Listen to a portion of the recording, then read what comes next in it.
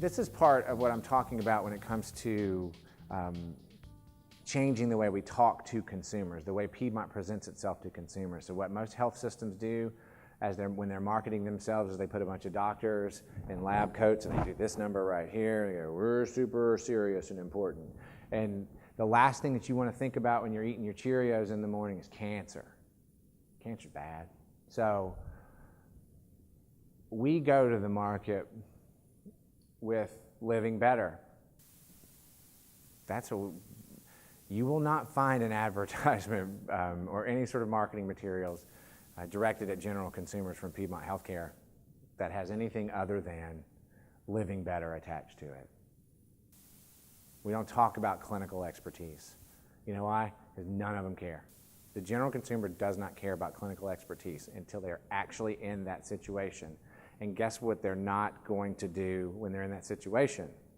Choose a doctor because they saw a billboard that says, the heart guys. That's not how it goes. So we want people to understand that we care. We care about them being healthy. 60% of patients switch physicians because of better service. This is what we get to in terms of experience. The two circles here, since you probably can't read this, the inside circle is I'd pay more for one of these. The blue one is I'd switch providers. Communication, keeping people informed, is one of, if not the most important thing. But these are the things that people care about. Price ranges, medical record access, on-time starts.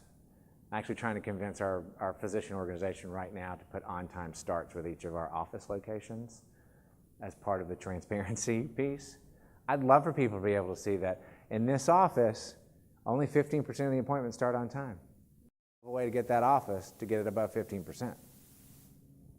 Because you just show them that information internally and it rarely gets movement. You show it to the public, people move fast. This helps illustrate, though, that experience is a lot more than just talking to a doctor or a nurse.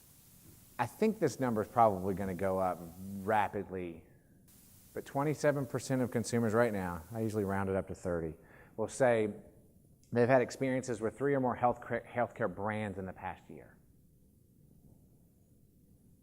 This says to me pretty clearly that consumers, as they're being forced to act like consumers, are becoming increasingly disloyal to health plan, to provider, to pharmaceutical, everybody, right? They're going to act like consumers. Then it's almost like they wake up and they're like, hey, then I'm going to act like a consumer. If you can't give me price information, I'm going to go somewhere who can.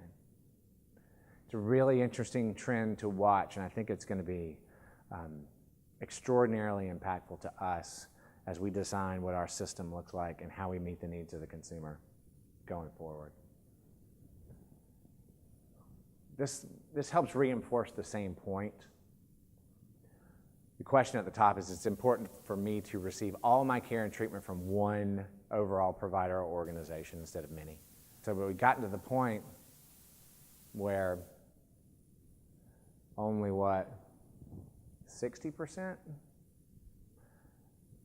So 40% of people are now saying, you know what, that doesn't matter. I don't have to be a Piedmont patient. I can go to Piedmont for this. I can go to Emory for that.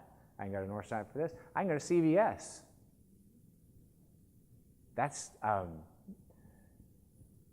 This is not what we're used to, right?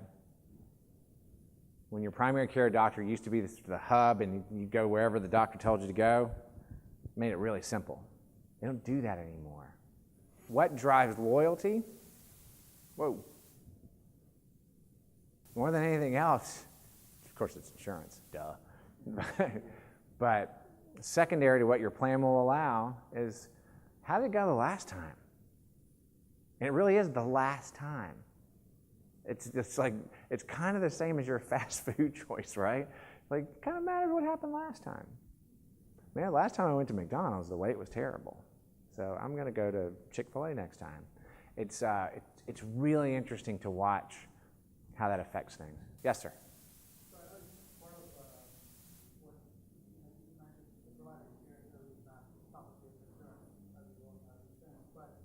got to be able to navigate this for these things to be, successful. True. How do you guys do that? Especially if this is based on being very selective with what you've been within your network, those situations when you're required to use practices and so forth we talked about. How do you get them behind it? Mm-hmm. Some things I just don't tell them. Some things we introduce to them very early in the process. Often, when trying to convince them that one direction or another is the right way to go, you start with data. Physicians in particular love them some data. So we bring them the data. We don't make any recommendations. We have a culture inside Piedmont, and new physicians get there really quickly.